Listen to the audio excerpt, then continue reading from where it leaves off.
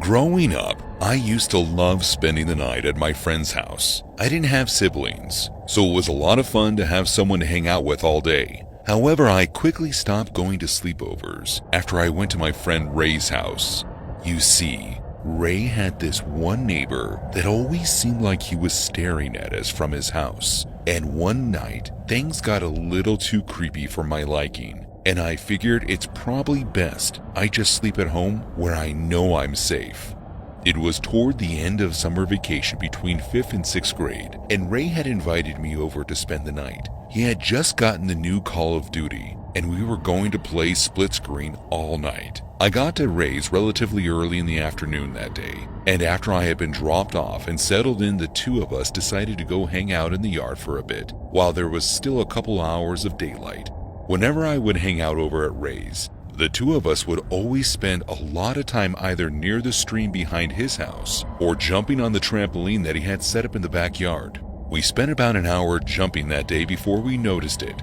Ray was the one to point it out, but as soon as he did, I could clearly see his neighbor sitting on his porch and looking across the yard in our direction. We tried to ignore him for a while, but no matter how much we pretended that he wasn't there, it was like I could feel his eyes on us. They were unwavering, and aside from going inside, there was nothing that we could do to pry them away from us. Ray's dad had spoken to him a few times about looking over at his son, but because he was technically not doing anything wrong, there was really nothing to be done aside from putting a small fence around their yard and cameras outside their doors. So after a little while of trying to ignore his neighbor, Ray and I decided the sun was going down anyway, so why not head inside and have some dinner. We went inside and let Ray's parents know about the neighbor, which sent them on a rant about how irritating it was that they had a neighbor like that.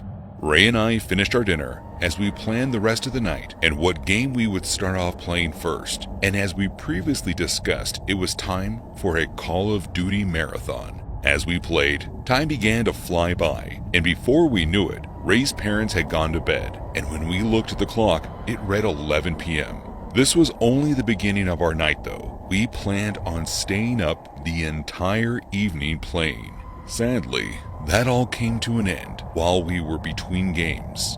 We were in the lobby waiting for the matchmaking to queue us up in another game, and Ray looked up toward the clock, which happened to be positioned next to the window of their house. What he saw caused him to practically throw his controller and let out a loud shriek.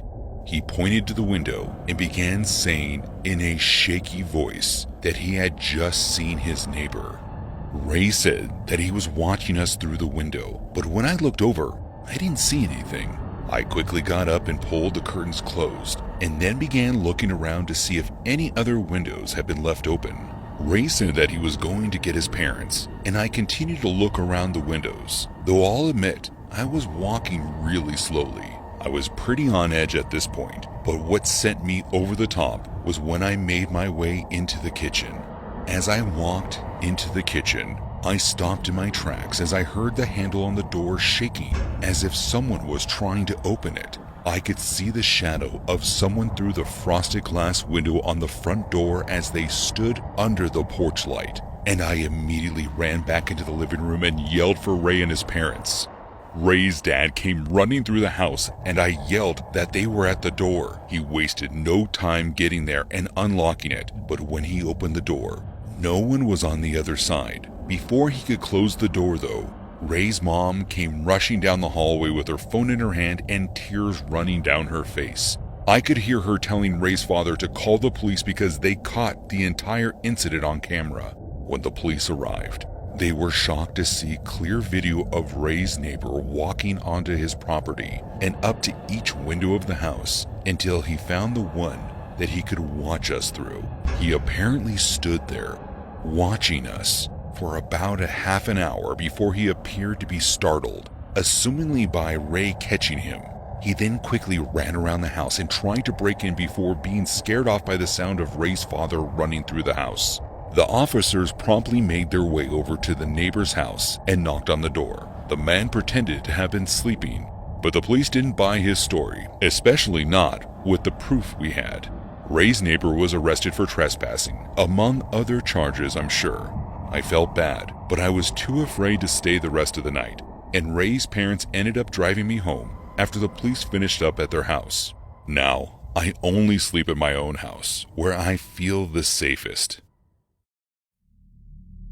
Growing up, me and my best friend James used to love going over to his grandmother's house for the weekend. The two of us loved to skateboard, and right next to her house, she had a really steep hill for us to bomb down. And on top of that, she lived right next door to a convenience store so that we could stock up on all the snacks we needed. And then after hours, when the store was closed, the two of us would often go and skate in the parking lot, using the curb and parking rails as obstacles to practice our tricks on and over. It really was a bunch of fun, except for the time that we had been stalked by these two guys in an old brown panel van. It all started earlier that day. It was a Saturday, and the two of us were doing our thing, just skating around and trying to keep out of trouble, when we noticed this van that had been driving behind us as we rode down the big hill that I mentioned. The two of us figured that we must have been in their way, so we slowed ourselves down and pulled off to the side of the road to give them room to pass. But to our surprise, they stopped right behind us.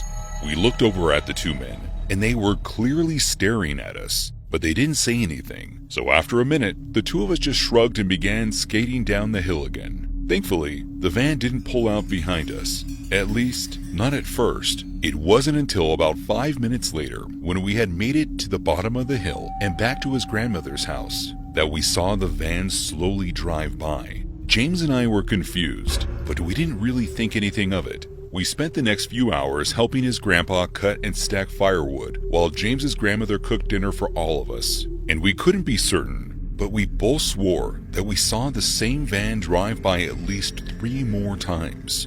It was really strange, but when all was said and done, we finished our work and ate some food before getting back out on our skateboards. Nightfall came, and the deli next door to James's grandparents' house closed as the two of us were skating outside. We said goodnight to the store owners, and they told us to be safe before heading off in their car. The two of us continued to skate and listen to music for a few more hours before we both stopped as we noticed something in the distance. It was hard to notice because the headlights weren't on, but across the street and down the road a little bit, James and I could clearly see the van that had driven by multiple times before, and it was almost like they knew we spotted them, because as soon as we stopped skating, their headlights turned on.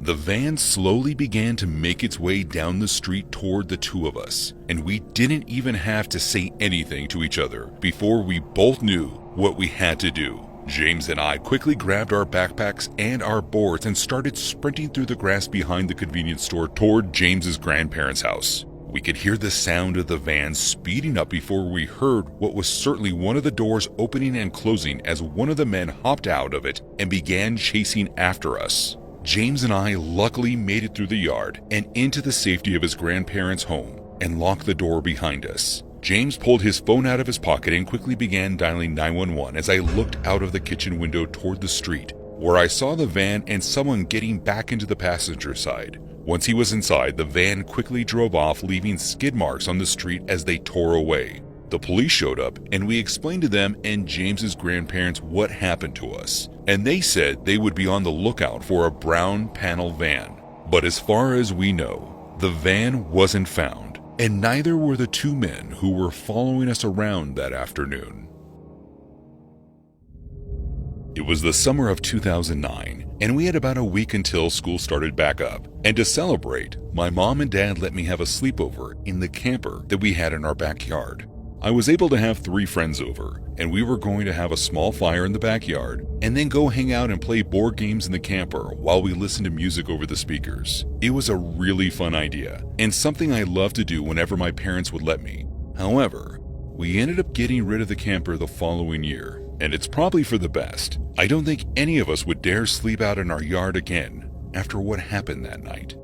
Everything had started out great. The fire was a bunch of fun, and the mosquitoes were surprisingly not too bad that night. But the evening really started when we all loaded up in the camper and began hanging out without my parents. It was just the 4 of us, and I had my dog Bugles with me. Bugles was a basset hound who was about 4 years old at the time, and he was my best friend for sure.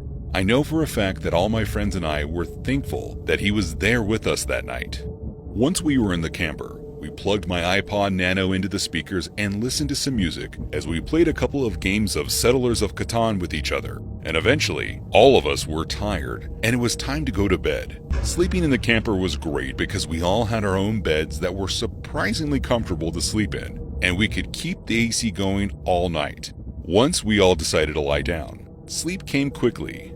However, our dreams would end as quickly as they started. Once, we had all been woken up by the sound of Bugles growling. I sat up in the bed and began looking around, and I could see Bugles, who was just sitting in front of the door to the camper and growling as if there was something outside. I decided it was better to be safe, so I quietly got out of bed and made my way over to the camper door and made sure that we had locked it. And then I tried to usher Bugles away from the door, but he wouldn't listen to me at all. He was locked onto whatever was on the other side of the camper door. Chills began to run up my body as I looked around at my friends who had also woken up. They all looked just as concerned as I was, but my buddy Robbie, who was there that night, tried to calm us all down by saying it was most likely just an animal walking through the yard and Bugles could smell it. That sounded like a good explanation to me, but I decided that I should peek out the window just to make sure that we were safe. I was feeling much better thinking that it was just an animal, so I didn't hesitate to crack the curtains and look out of the camper. But what I saw sent me flying backward. I couldn't quite catch my breath to tell my friend what I had just seen at first. And at that moment, Bugles went from growling to barking. He was now standing with his face practically pressed against the door, barking his head off. And when I could find the words, I looked up to my friends and let them know that someone was out there. When I looked out the window, I could see clear as day. Someone was standing right outside of the camper door. Thankfully, as Bugles continued to bark, we could all hear the sound of whoever it was running off. My friends and I decided that it would be best for us to stay in the camper until it was morning and just make sure the door stayed locked and shut. And that's exactly what we did. We all huddled together at the table and began playing some games again as we tried to keep calm. Thankfully, my dog stayed up all night with us and would not take his attention away from the door. The next morning, we went into the house and explained what happened to my parents, but you could tell that they thought it was just our imagination. All I know is that we never stayed in that camper again. And as I said, we ended up selling it shortly after that because we didn't use it anymore.